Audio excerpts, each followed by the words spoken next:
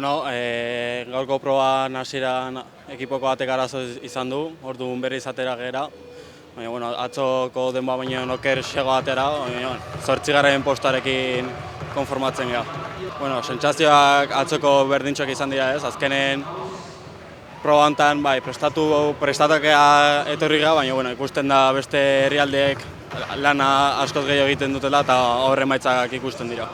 Bueno, uste genuen hor zazpigarren postuakin postuek egon nola jolastu, baina, bueno, ekipo uste baino pixkato kertxega atera eta, bueno, 8. postakin geratzen gara. Bueno, astelehen kilometroko proban parte hartuko dut, eta nik uste forma honean etorri naizela, eta bai gaurko tatzeko karrerekin, nik uste punts bat gehiago emango ditela.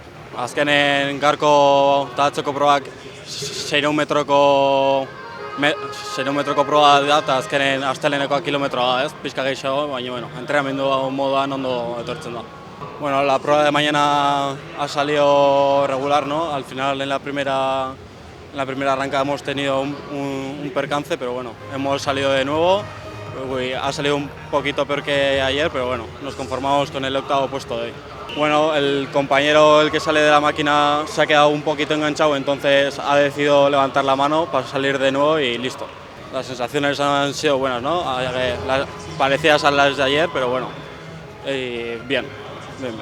Sí, pensábamos que podíamos estar ahí en el 7º puesto luchando con Italia, pero bueno, al final nos tenemos que conformar con el 8º puesto.